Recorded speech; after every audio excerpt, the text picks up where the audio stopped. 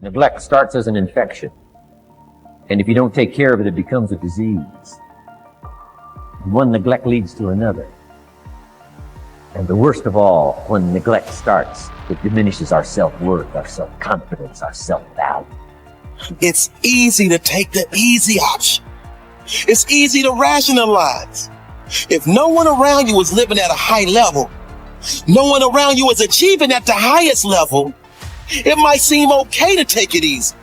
It's easy to get in a big, average, miserable rut. What's not easy is putting in the work when you don't feel like it. What's not easy is continuing to raise the bar when everyone around you remains the same.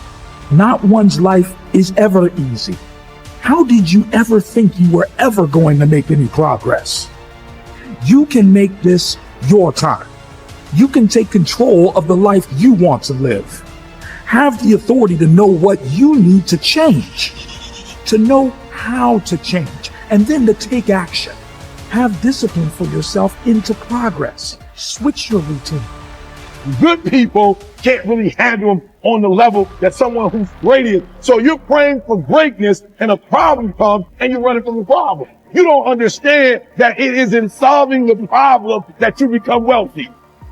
You don't understand that when you solve that problem, you solve something that 2 other million people couldn't solve. And so once you solved it, that solving the problem elevated you. There's so much knowledge out there, so much information, so many ways to get better.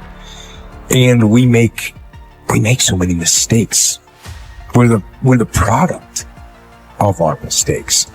And oftentimes the lesson is sitting there right in front of our face. It's there to be learned, but we miss it, or we don't pay attention to it, or we think we know better until it punches us in the face. Be confident in your ability to overcome any challenge that comes your way. Why? Because your level of confidence is going to determine what you strive for.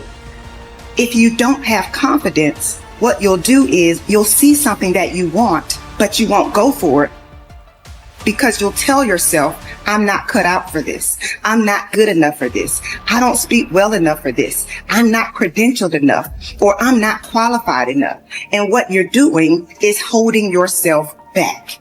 Think about, how can you do something different? We decided to take a risk and be different. So how can you be different in your category, in your career, in your field of interest, whatever you're doing? How can you purposefully choose to evolve and do something different? Because that's a risk. And sure, not all risks are rewarded, but I'll tell you what's never rewarded: stagnation.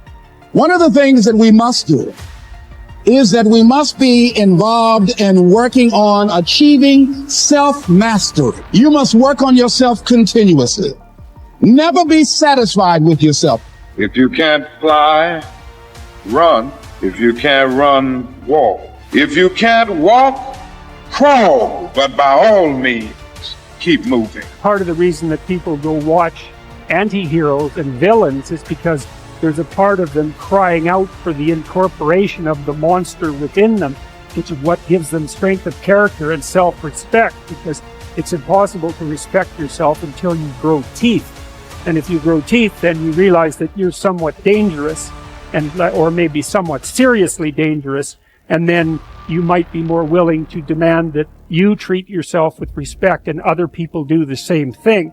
And so that doesn't mean that being cruel is better than not being cruel. What it means is that being able to be cruel and then not being cruel is better than not being able to be cruel. Because in the first case, you're nothing but weak and naive. And in the second case, you're dangerous, but you have it under control. And, a lot of martial arts concentrate on exactly that as part of their philosophy of training. It's like, we're not training you to fight. We're training you to be peaceful and awake and avoid fights.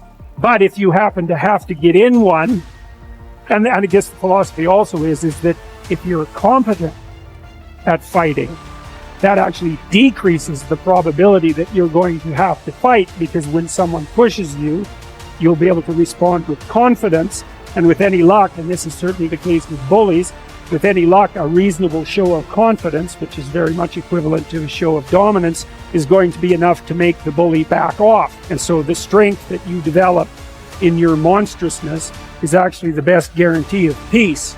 And that's partly why Jung believed that it was necessary for people to integrate their shadow.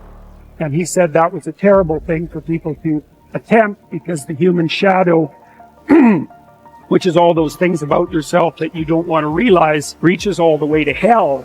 And what he meant by that was, it's through an analysis of your own shadow that you can come to understand why other people are capable, and you as well, of the sorts of terrible atrocities that characterize, let's say, the 20th century. And without that understanding, there's no possibility of bringing it under control. It's also partly why the path to enlightenment and wisdom is seldom trod upon, because if it was all a matter of following your bliss and doing what made you happy, then everyone in the world would be a paragon of wisdom. But it's not that at all. It's a matter of facing the thing you least want to face, as the gateway to wisdom and the gateway to the development of personality, which is exactly the same thing, is precisely through the portal that you do not want to climb through. And the reason for that's actually quite technical. This is a Jungian presupposition too, is that, well, there's a bunch of things about you that are underdeveloped, and a lot of those things are because there's things you've avoided looking at because you don't want to look at them, and there's parts of you you've avoided developing because it's hard for you to develop those parts. And so it's by virtual necessity that what you need is where you don't want to look, because that's where you've kept it. The starting point of setting goals is for you to throw off all mental limitations and let your mind roam freely across the entire universe of possibilities. Your primary job at the beginning is to allow yourself to dream big dreams and determine exactly what it is you want out of life, in every area and in every dimension. Decide what's right before you decide what's possible. Imagine that you can be or have or do virtually anything that you really want to, as long as you know exactly what it is. First, make up a dream list. Temporarily imagine that you have no limitations of time, money, knowledge, contacts, experience, or education. Imagine that anything that you can write down is possible for you.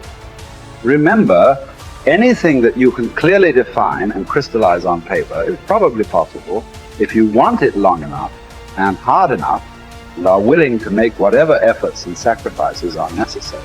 There are no unrealistic goals, only unrealistic timelines. The very act of writing your goals down sets the whole universe to work in your favor and activates all the mental laws to help you. In fact, many people have had the experience of writing out a list of goals on New Year's Day, putting them away and not referring to them again until the end of the year, and then finding that 80% of the goals have been achieved, sometimes in the most amazing ways. The very act of writing down big, challenging goals causes three things to happen. First, your self-concept improves and your self-confidence goes up immediately. The act of setting goals requires self-confidence and simultaneously builds self-confidence. Having the courage to write down what you really want improves your self-image and raises your self-esteem. The action itself generates a feeling of greater personal power and ability. Second, tap into your mental and emotional powers. Goal setting actually gives you a burst of physical and mental energy. Your heart rate and your respiratory rate speed up. The very act of goal setting is inherently exciting. It sounds a little corny, but someone once said, feeling listless. Make a list. It's true. It's like stepping on the accelerator of your own mental and physical potential. And if you do it every day, the results can be amazing. Third, commit it to paper. The very fact that you have committed a goal to paper dramatically increases the likelihood that you will achieve that goal. Your mind is structured in such a way that you cannot write down a goal clearly on paper without simultaneously having the ability to somehow attain it. The most important question is, how badly do you want it? As soon as you plant the garden, the busy bugs and the noxious weeds are out to take it. And you've got to learn not only to nourish your values, you've got to learn to do battle with your enemies. Whatever threatens you, I'm asking you to threaten it back. Take care of your responsibility, but don't take anything off anybody. Somebody wants to destroy your chances for a good future, by their negative talk, negative thinking, putting it all down, I'm telling you, walk away if you have to. Walk away. Whatever threatens you, threaten it back. Whatever threatens your opportunity, threaten it back. Now, some of our enemies are on the outside, but here's the most important thing to understand. Some of our enemies are on the inside. Let me give you a quick list. Indifference. You got to do battle with your own indifference. Boy, it's easy to coast, especially if you've accomplished something, extraordinary. Now, somebody says, I got to relax. Here's the key. Not too long. The weeds will take all you plant if you rest too long. Don't rest too long. Indecision. You got to make those decisions. The ones that don't turn out to be good gives you experience to make better decisions. Don't let much time go by without making some decisions. The ones that you can make quickly, make them quickly. The ones that take time, take your time. But get those decisions made. Don't let indecision be an enemy, rob you of the future, empty your bank account, leave you with zero in the purse. Don't let that happen. The next one is doubt. But I'm asking you not to pick up all those doubts. I'm asking you to have some faith, have some courage, believe, drive your doubts into a small corner. Don't let them loose like a mad dog, drive you into a small corner. Don't doubt the future. Don't doubt the possibilities. Here's the most important one of all. Don't doubt yourself. If I've got miracle working power to change my life, so do you. If I've got the ability to change, so do you. If I've got the ability to read, so do you. If I can discover, so can you.